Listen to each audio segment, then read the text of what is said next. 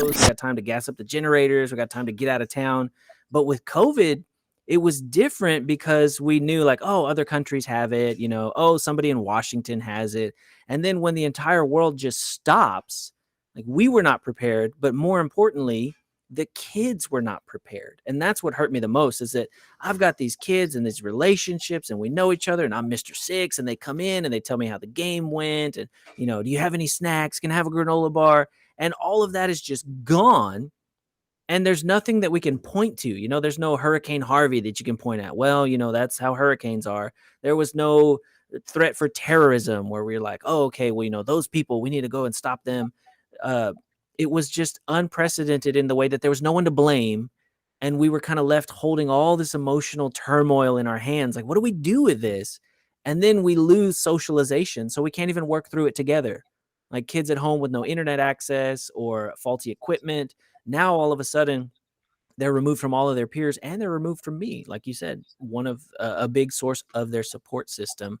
So I think it was difficult all the way around because there was no precedent and there was no preparation. Well, hello, everybody. Welcome back to The Voice of the Teacher. My name is Jacob Montag. I truly hope you've enjoyed our Culture Builders series. It was refreshing to me to conduct the interview at the outset, and it was wonderful to get to go back and relive and have all those key points that were brought out minister to me all over again.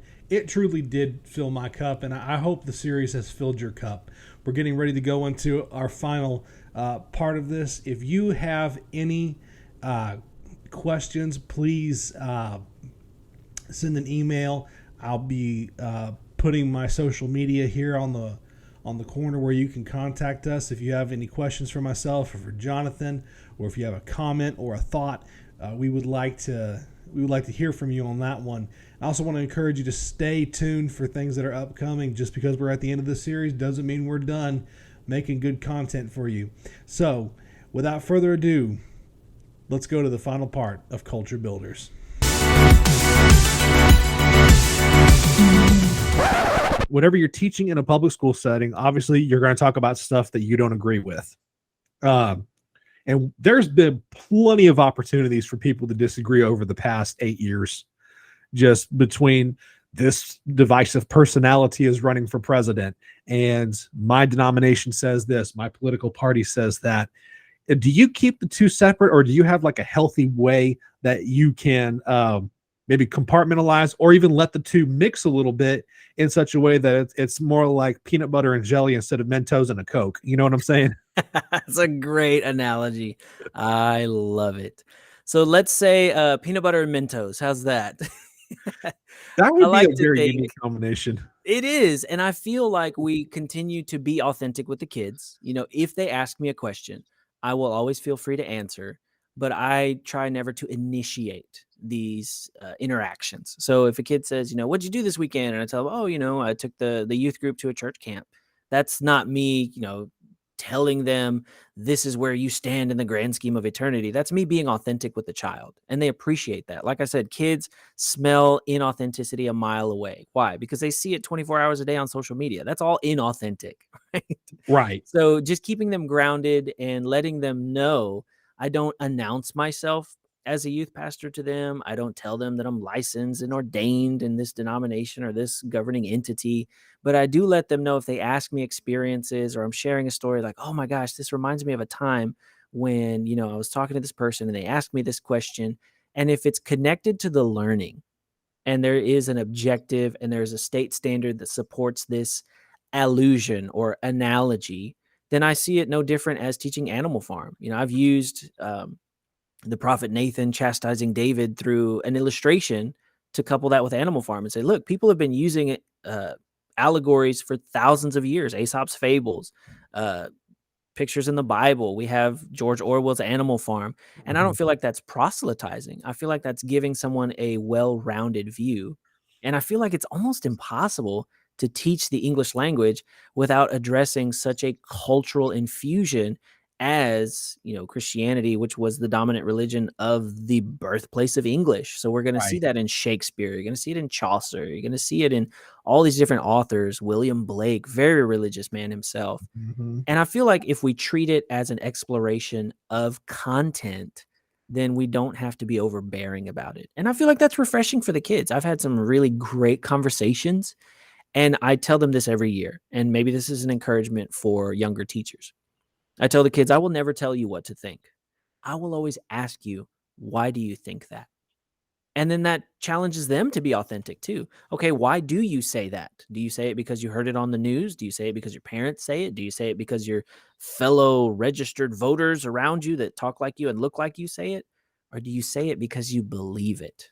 I mean, if you want to wax philosophical, there was an ancient Eastern philosopher who people talked about all the time, and he asked his followers, he said, who do you say I am?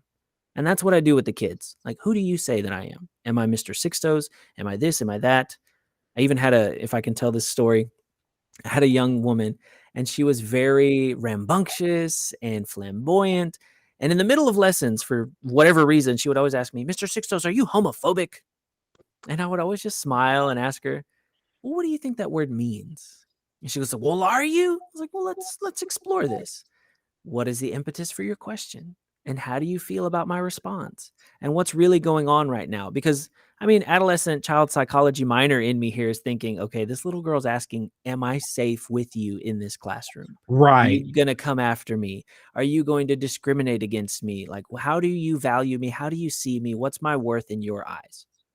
And Right. so we would have this back and forth, and the kids were like, what are you doing? What are you doing?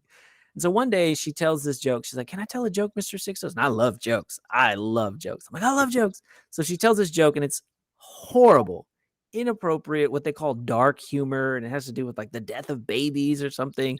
Oh And my. the kids are just livid. And then she feels like she's in danger. And so she comes to me the next day and she goes, Mr. Sixtos, I feel uncomfortable in class. And so I talk her through it. Like, well, what do you think brought this situation about? And then here it comes. How can I help you? And those words just kind of changed our whole relationship, our whole dynamic. And so she saw through, it's not so important who I vote for or what bumper stickers are on my car. What's important is when you feel like you're in danger, am I going to be a safe place for you?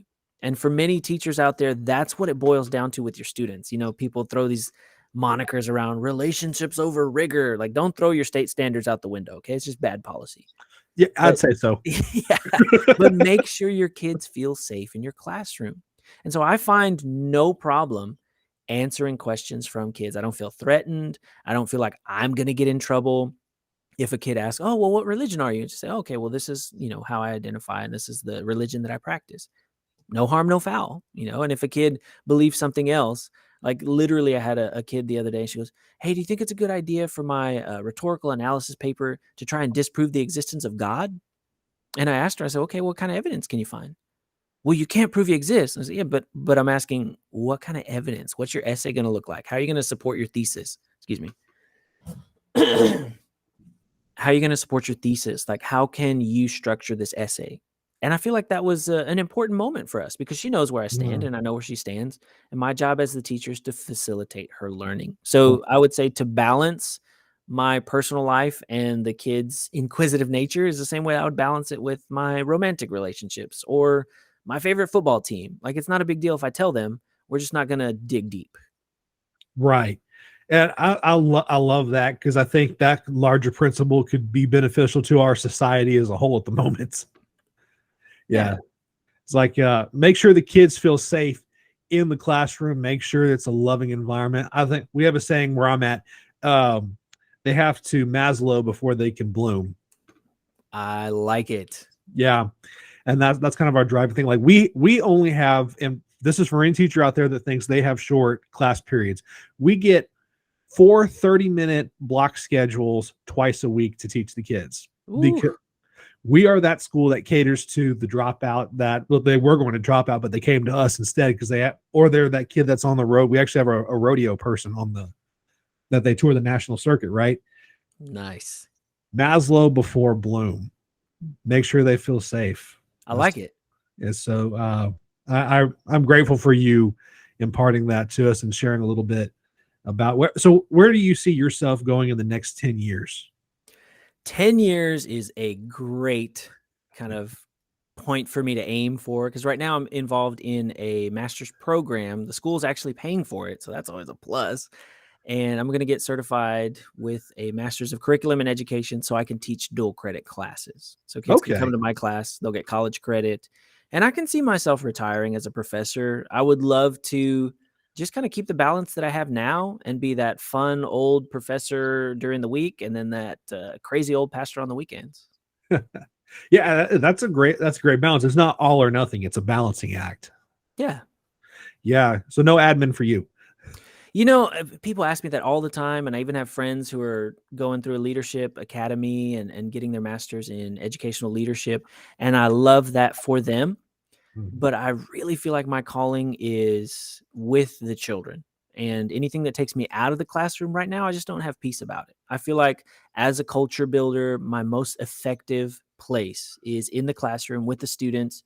And with that being said, these other projects come along. I mean, I was able to do curriculum stuff with the College Board. I was able to write curriculum over the summer. I'm able to be a part of admin task forces and advisory councils. And I don't have to make a career switch. I can still Mhm. do both. Even this media project, I didn't have to cut and run and go work for the executive director of communications and public relations. I can still be Mr. Six and say, hey, I've got a green screen in my room. Let's kill it. Green screen. Oh, yeah. It's so for those of you who don't know, the tour here, I've got 4 monitors in front of me. I've got the mic interface, I've got the webcam, the ring light and stuff, but I also have, LED lights on each of my walls. I've got a smart board in the corner there. In the back, I've got a green screen next to my media station with a 32-inch TV, and the kids can do all kind of stuff back there. Then I've got the iPad cart, and in every corner of the classroom, I have a speaker, so that's 4 speakers total. And this routes through the speakers. So whenever I need to, we just treat it like a radio show. I've got a soundboard, sound effects. The kids love it. And that is a direct descendant of COVID, because I treated every online class like a radio show. And the kids in class, when we went hybrid, could hear the kids at home through my speakers. So it's like they were in the classroom. Okay, you've got to send me some pictures so that way when I play this back for all my YouTube audience, I can have the pictures running over that so that way they I've can see got with you. your classroom. I will send you some 4K video on my camera rig. Just stick my phone in here. Bro, that is like awesome. That you had it's amazing what you can get on Amazon these days. And I I'm say telling that you, and just the media project comes with its perks and everything. So, they bought you a Rode microphone. oh I'm no, not this is all my equipment. I have a problem. Oh, okay. So anyway, meanwhile, back at the ranch, as my father-in-law would say, it sounds to me like the greater principle of what you're saying is the title, the position, and the degree doesn't matter so much as the character and the quality and the spirit with which you do your job, and that brings you before the leaders of the district and gives you those opportunities. Oh, for sure. I mean, David was still a shepherd when he killed Goliath. You know what I'm saying? Yeah, yeah. It, and so I think that's key. Just whatever you do it with excellence. I love it. Yeah. Well, we're out of time here, so we're gonna wrap it up. Any final thoughts you would like to share with a teacher somewhere who might be wondering what their next project is, or wondering what direction they should go in their personal life? Just anything that comes to mind. What would you like to share with our viewing audience? We are going to sink the harpoon into the great white whale right here. When it comes to education reform, don't think that you have to burn the school down to make a change. You can be passionate without being outrageous. You can be effective without being complicit, because sometimes people think, well, if you stay in that school, you're part of the problem. And these extremes, I feel like, are part of the problem that we've been experiencing in this country and around the world in the past few years. Thank Uh, you. yeah. And I mean, it was exacerbated by COVID, because it's like, why can't you decide whether or not you wear the mask, take the vaccination? Why do you have to be either or? These false dichotomies are as old as Greek rhetoric, and yet we're still falling prey to them today. So for those of you who feel uncomfortable, again, find out who you are yourself. Find out your boundaries. Find out your limits. Am I willing to protest? Am I willing to petition? Am I willing to donate to a politician to do these jobs for me? Or am I going to build the culture in my classroom with my community And I think that comes down to a very personal choice about who you are and what your 10-year plan is. Because if you want to be a principal and you say, you know what, I'm going to go get my degree, I'm going to join admin, I'm going to make these changes. Or if you're like me saying, I'm going to affect over 100 kids every year. And in 4 years, I'll have 400 kids. And in 10 years, I've taught over 1,000 adolescents and had that impact. Yeah. Because some people are like, oh, well, you're just a teacher. What have you done with 1,000 people over the last 10 years? My impact is not one that's easily measured, but it is one that is easily seen. Yeah. Yeah, because you'll find out your impact later when that kid that drove you nuts today comes back and says, you taught me how to be a real man or a real woman. Yeah. So in closing, I would say to teachers, new and old, know that you are heard, that you are seen, and you can make a difference. You don't have to cut and run to make a difference. So know what you're willing to do to make a change, but also know that what you're doing right now is making a change.